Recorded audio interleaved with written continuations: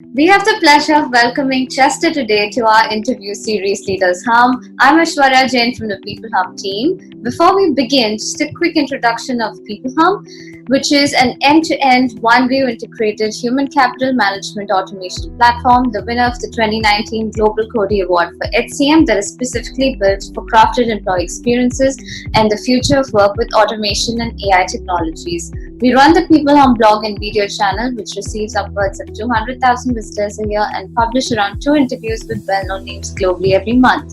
And now for our guest, Chestor Elton is co-founder of The Culture Works, a global training company. He is the #1 best-selling leadership author whose books have been translated to 30 different languages and have sold more than 1.5 million copies. He is one among the top-ranked leadership and organizational culture experts.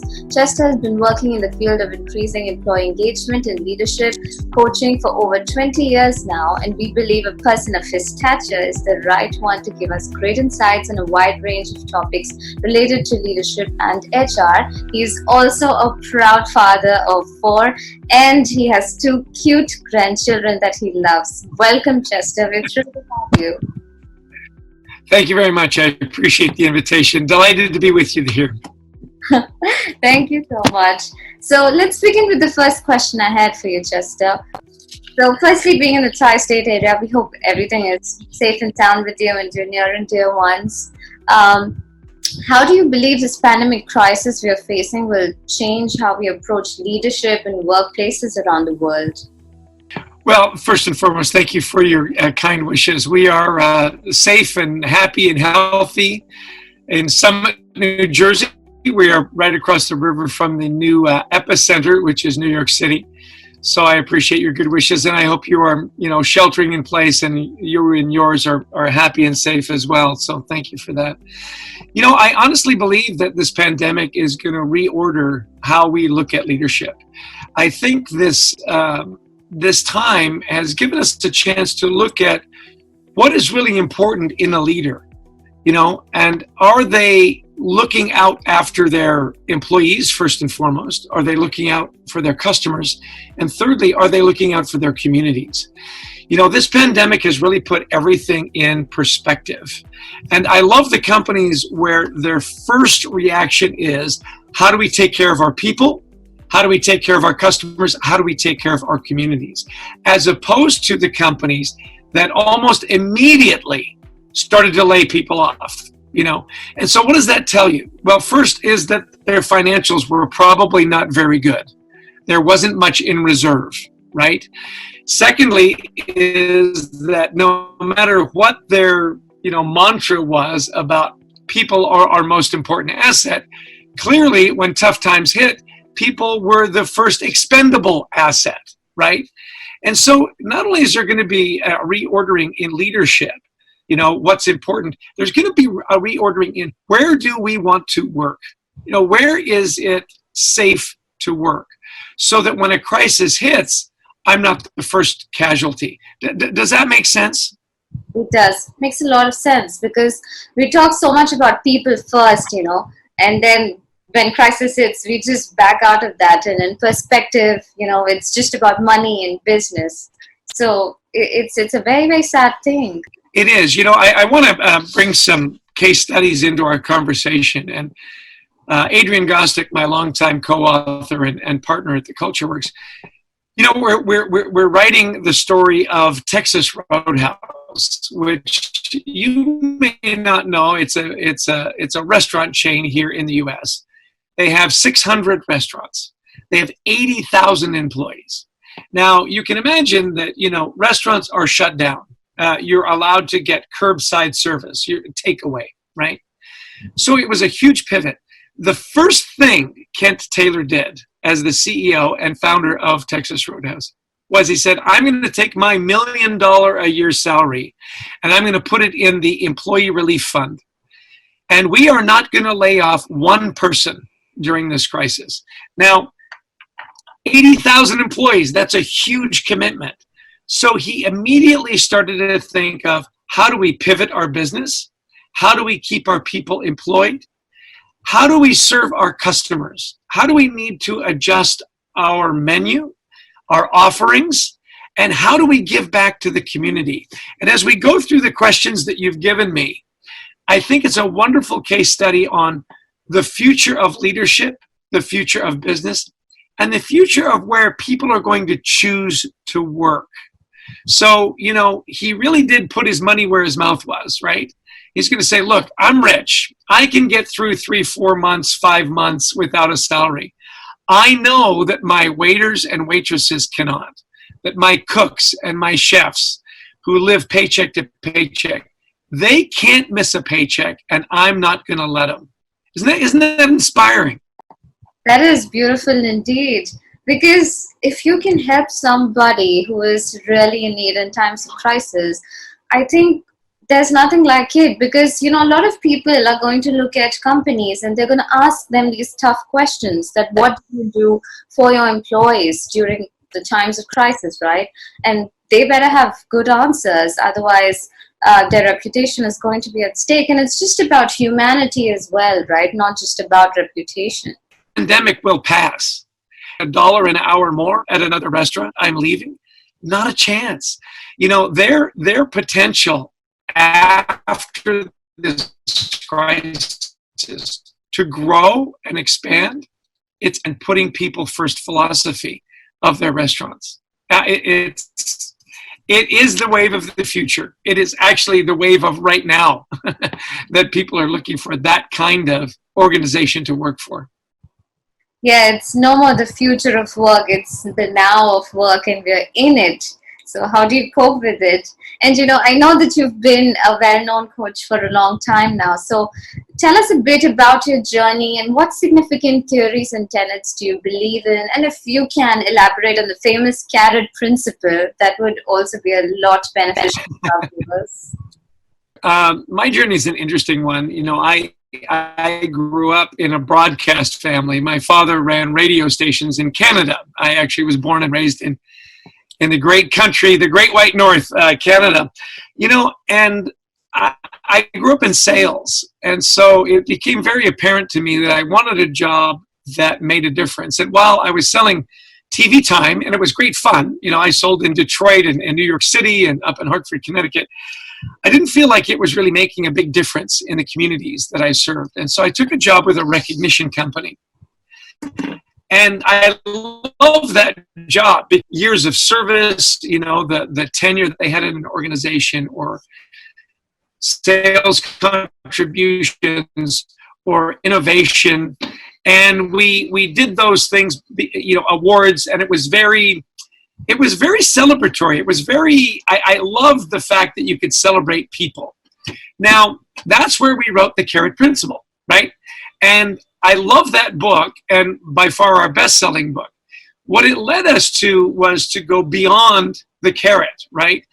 It led us to how is your culture? It led us into studying leadership. In fact, our latest book, I'll give you a little visual. It's sort of the Carrot Principle 2.0 is leading with gratitude. And so I think we went from recognition, which I think is really important, right? That token, and I think there's a great place for that, to the leadership aspect of how do I emotionally engage my people? How do I express that gratitude that I think is the next level of the Carrot Principle?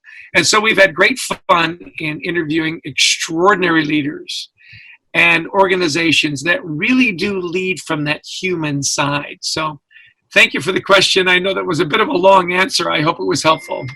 No, absolutely. And when you're talking about gratitude, really, how do you think gratitude helps in, changing the environment that you're in? How does it really impact? Yeah, see, great question. And I think it changes everything. Because when you have leaders that lead with gratitude, gratitude attracts gratitude.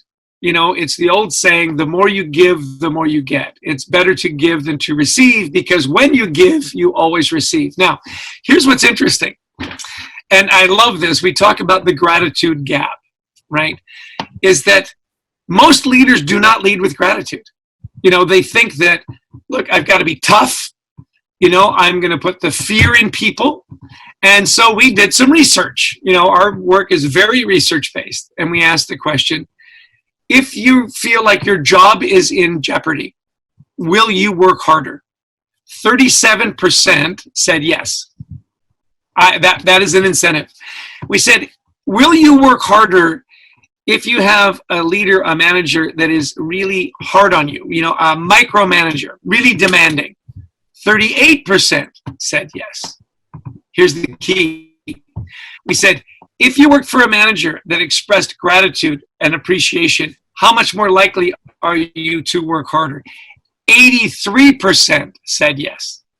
So, that's the gratitude gap, right? Are you fear? Yes. Micromanaging? Yes, for a short period.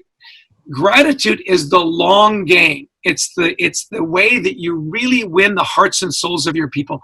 The best leaders do it occasionally. The great leaders do it every time. That is who they are. And we had the honor to interview some extraordinary leaders. Kent Taylor at Texas Roadhouse being one of them, that really showed us that, when you care about your people and you express it often, you can build extraordinary cultures and extraordinary organizations. And yet, it's still one of the few, it's not used nearly as much as it should be. And I'm hoping that this pandemic really does make leaders refocus on what's really important, and that's their people. Does that ring true with you? It does, absolutely. And you're right, that's the difference between good leaders and great leaders. That's the parameter that I think most leaders miss out on, or they just, overlook it. But really, it's about the human employee experience that we're missing out on. And I think there is a lack of awareness in leaders, particularly with this, gratitude aspect, and how do you pay it forward, and how do you share your knowledge to do better. So from your experience, tell us about the change in leadership strategies from the last decade, as we prepare for the next one, and what fundamental approaches and aspects in leadership thinking, behavior, and style would need to change. Yes. Another excellent question. I appreciate it very much. I think particularly, and you talk about bringing in your platform and how you can better communicate and on, right? Transparency has to become even so easily now, right? I think, more and more you're going to see leaders need to communicate on a more regular basis, be much more transparent about what we're doing, how we're doing it, why we're doing it, and where we're going. That information becomes not a nice to have, it becomes a must have, and really critical. So I really love, your platform in engaging people and sharing information and bringing teams together in a more effective way. I think the future really is that. You call it the automation. And there's no question that leaders and organizations are going to be judged on how open and honest they are, how truthful they are, and how much they communicate what they really value to their employees. I think that shift has been happening and will continue to happen. And I think this pandemic will speed it up, because when this crisis hit, all of a sudden, there were in organizations, there were surprises. Like, what do you mean we don't have enough reserves for 3 months? I get that some of my people are living paycheck to paycheck. I had no idea that our company was living paycheck to paycheck. So that transparency, I think, is going to really accelerate. And in your, career lifetime, have you seen people getting more open towards using technology for that, for, really agreeing to technology as such to bring in these changes? Because, everything is getting automated now. So how can you leverage technology in increasing employee engagement? And how do you think have people really started accepting it? I think particularly, the millennial generation, Gen Z, Gen C, I mean, we keep giving all these letters. This is a technology savvy world, and everyone that you're bringing into your organization, their expectation is I've got it all at my fingertips. It's easy to access, whether it's through my mobile, and I think particularly through your mobile devices. More and more, your laptops and so on, or just for a bigger screen. You should be able to get all the information you need on your mobile device, and that it be quick, it'd be easy, and there'd be multiple ways for you to get that information. Whether it's the 1 minute video soundbite, or it's a podcast. How you communicate with your employees. There have to be multiple channels. And those channels all need to be automated. They all need to be very easily accessible. They need to be reliable. They need to be protected. And if you don't have that, I don't know how you're going to be able to communicate with an organization of any size very, very effectively. We talk a lot about the gig employees. And I think, for organizations, it's going to allow them to pivot faster. You can bring in resources and let them go. And for the gig employee, and I think this is really important, the variety of work and the way work engages you now becomes a menu. For 2 or 3 months, I may be working for a consulting firm, and then I might be working for a hotel, and then I might be working, for a grocery store chain or restaurants. Because your skill sets transfer, and this mobility is really going to be interesting in allowing organizations to bring in resources, pivot faster, and for employees to have really a rich experience. And again, your automated platforms, like peopleHum, that I can plug in, get all the information I need, feel a part of the team very quickly, and at the same time be able to unplug and go somewhere else. It becomes a real challenge for leaders, and I think it becomes a real challenge to bring that information together. Again, why I think your platforms play a vital role in being able to bring information together, disseminate it, and move on very quickly. I'm sure you agree. Thank you so much for those kind words. Yes, that's the vision that we have. And, talking about millennials, I'm sure, the entire fuss about millennials and the gap between baby boomers and millennials, and there's a difference in mentality. So do you believe this, that now once we come out of the crisis, there's going to be a lot of unemployment, right? So do you have any kind of advice for millennials? How do you think they should now really cope up with this? Because if you see the graduates from this year are really going to be disappointed. They would have a lot of difficulties. So how are leaders supposed to approach that, and how is the gig economy, or even the millennials, how are they supposed to approach this? Well, you're right. Here was this graduating class coming into the biggest economic boom ever, where you figured it was going to be full employment. It wasn't going to be, are you going to get a job? It's which job were you going to pick, to all of the sudden, hey, I think with millennials in particular, I think you need to just get work. You need to be creative, and you need to find a job, and you need to get a job, and you need to start working. However that pans out, get the job, start to work. I think for employers, it's going to be really interesting. I think that once we come out of this, I'm hoping that there's going to be a huge hiring, boom, because now we're back up and running. Hotels are going to open. They're going to need, people to work there. I think the expectation for graduates is going to come down quite a bit. And I think that what you've got to do is adjust your mentality that says, look, I can no longer be picky. I need to go work, and I need to find a job or 2 or 3, and I need to just dig in and go work and look for a variety of experiences. Get that job and go for it. And for employers, it's going to be a rich marketplace. There's going to be a lot of people to choose from. And I think there will be a hiring boom. And I think that's going to be great. And again, being able to put yourself in the best position, what does your LinkedIn profile look like? What does your experience look like? What does your life experience look like? is going to be really, really important, that you market not just your education and your experience. You market you, the person that you are. Hardworking, smart, easy to pivot, reliable, honest. All those things are going to be the differentiators, right? I get what your resume says you are. I want to know, do you fit my culture?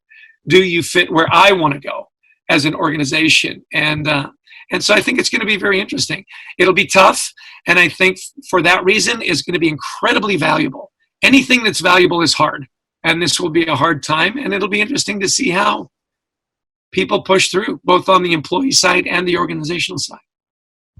Absolutely. I think it will really be a learning experiences for all of us, because we've never ever been in such a situation before. And, corporations are going to have so many choices suddenly, and they're going to be very picky. So I think, sure. I think the people who are like really searching for jobs, they're going to go through a very tough time. And, I just want to ask you this, right? As young leaders emerge, right? What are those important factors you think that a leader particularly should develop? I mean, I know about gratitude, but what are those other things? I'm a young leader too, so I would really like to understand what is it that I should be doing more and more, and what should I be doing less? Well, excellent questions. And, if I were to coach you up, I'd say, listen, think about not just what is the job, not just what we do and how we do it. Spend a lot of time on why. What is the impact? And again, I love to come back to, my favorite leader right now, and actually has been for a long time, Kent Taylor at Texas Roadhouse Restaurants. He thinks about how am I impacting my people, my customers, and my community.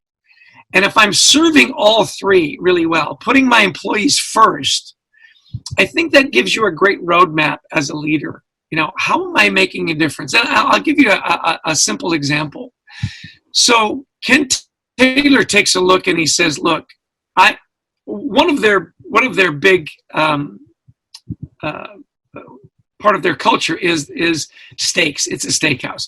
And they're hand-cut steaks, and they're high-quality steaks at a very reasonable price.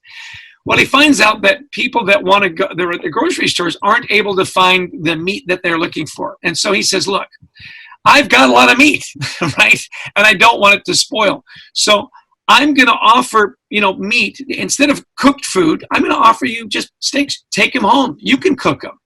I'm going to offer them at below market value. So I'm serving my community and my customers. Not only that, I'm keeping my meat cutters employed because they still have to come in and cut the meat.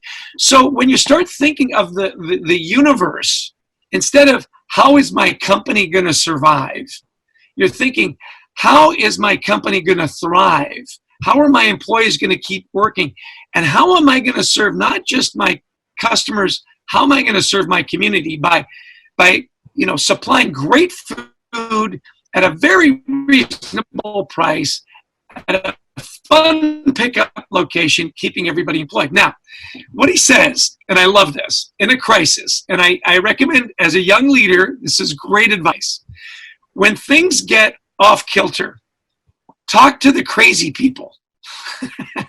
Talk to the crazy people, the people that really think outside the box. For example, one of his restaurant owners says, you know what? I need to find a way to bring people to my restaurant. They can't go inside. How do I bring them to my restaurant, make it fun and engaging, and serve my community? So he says, I'll tell you what. I've got a big back wall on my restaurant. I'm going to show movies. You can come. The movie's free. We're going to space the cars, social distancing, every other. And if you want some food, we'll deliver it to your car. Now, whether you want the food or not, that's fine. I just want you to take a mental break for 2 hours, put your family in the car, and watch a movie. You know what? That's brilliant. And it's so far out of the box. So when things get a little, listen to your crazies. Engage the crazy people. because the ideas are sometimes the craziest ideas. Engage and talk to your crazies. What do you think? Wow, that is very insightful. I mean, I could never have thought like that. So I think it's true. You have to be a little crazy to really get innovation out of the box. And that's wonderful what he's doing with, the restaurant out there. That is very, very inspiring. And thank you so much for that example. It really helps me and helps a lot of leaders, gain a lot of perspective.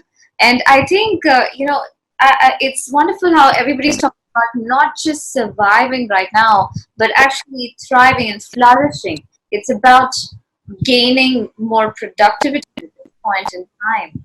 So, I completely agree with that. And thank you so much for that. Makes a lot of You're sense. welcome. There's theory, and then there's, how do I put it into practice? And what I love about Ken Taylor is, there's all these theories. What does that mean to me now? I need an answer now. I need to pivot now. Another thing as a young leader, don't be afraid to make mistakes. You're going to make a lot of mistakes, and embrace those mistakes, right? Innovation happens after a lot of failure. Another organization that you should study that is wonderful, and I have an interview with him later today, is WD-40. The oil, right? Everybody has a can of WD-40. WD-40 stands for Water Displacement 40th Formula. So it took them 40 tries to get the formula right. So the question is, were there 39 failures? Absolutely not. There were 39 learning opportunities. And Gary Rich, who's the CEO at WD-40, he says, look, at WD-40, we don't make mistakes. We have opportunities to learn. So in this crisis, you have to stop saying, why me? Why is this happening to me? And ask yourself, what am I supposed to learn? Instead of why, what am I supposed to learn? And there are great lessons to learn from this. And I think in organizations, particularly on the people side, there are great lessons to learn around how we engage and take care of our people. What do you think? Absolutely. I think, failures are just stepping stones to success. So it's not really a mistake, but it's a stepping stone to success. And, that's what organizations should believe in. And I agree with that completely. So, thank you for those beautiful examples. And I just want to ask you, is there something, some important sound bites that you would like to leave for our viewers, or something that probably I haven't asked you and you'd really like to talk about? Thank you for that. With my partner, Adrian Gostick, we're very much into the research. We have a database of over 1 million engagement surveys worldwide, and we have our own motivators assessment. We've had 75,000 people take that. So we have a lot of data insights. And we've got a roadmap that if people will follow, lead with gratitude, be transparent, and so on, they can create great organizations and great teams at work. There's no question about it. The research is rock solid. What unfortunately happens is we sometimes leave our best selves at work. We're so focused on our work. We spend so much time at work. We take all these principles and we build great workplaces, and we come home and we're exhausted. And so what I'd like to leave with our listeners is take it home. These principles of leading with gratitude, and I my publisher, I have to buy the book. Okay. There's great ideas in here. And the point is at the end of the book, we have the baker's dozen, 13 great ideas on how you take gratitude home. Here's my favorite data point. If you are happy and engaged at work, you are 150% more likely to be happy and engaged at home. So as leaders, create a great workplace so that wonderful ripple effect is taken home to families and their communities. Let's not punish mistakes at home. Kids make mistakes. It's all part of the learning process.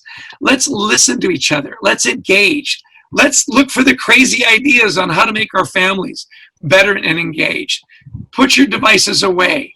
Play a board game. I think from the pandemic, we're all forced to eat together again, right? Make your meals meaningful, connect with people, call people you haven't talked to in a long time. I'm a huge fan of just a handwritten note. I know it's really old school. Write a note, drop it in the mail. I know it'll take a while to get there. Text somebody today that you love, that you've been thinking about. Take these wonderful principles that we're learning from this pandemic to really connect, take it home. Let's be grateful. Let's be kind. And let's take our great management principles and apply them to the people that mean the most to us, our families. And thank you for the question. That's my sermon for the day. That is so beautiful. That is indeed beautiful, Chester. It's about the continuum, right? Not just have principles for the workplace, but actually take it home and apply them to all areas in your life to really have a purposeful life, because it's really about being purposeful at the end, right? Something that's for the greater good, and to have a wonderful life and to be remembered for all the good things that you do. So Learning with Gratitude, I'm definitely going to buy that book, Chester, and thank you so much. I'll tell you, we have a great book website. It's called leadingwithgratitudebook.com. And there's some great downloads. The foreword is written by our friend Marshall Goldsmith. There's a lot of it we're giving away. And it really comes back to something my father taught me when I was very young. He said, Ches, you be good to everybody. Everybody's having a tough day. And when you think about that, whether you're in the workplace or you're at home, I guarantee you that most people you're talking to, there's something going on. They're having trouble with a child. They've got bad news. They're worried about their job. They're worried about their community. So again, be kind, be good to everybody. Everybody's having a tough day, and we're all in this together. So again, let's be kind, let's be grateful, and take it home. Thank you so much for the invitation to spend some time with you. My morning, your evening, it's been delightful. You asked wonderful questions. There's no doubt in my mind that you are going to be an extraordinary leader. So keep doing what you're doing. Thank you so much, Chester. I think I've had a very enriching experience with you, and I would love to keep conversations going on with you. And, thank you so much for your time. It's been wonderful. And I hope you stay safe. I hope your grandchildren are all okay and you can see them very, very quickly. So once again, thank you so much for participating in Leaders Hub. And if there's anything that I can help you with, or if we can get together again sometime soon and have another conversation, and one day probably even face to face, I'd love that. I would love that too. I am a huge fan of Indian food. I love the spices. I love the variety.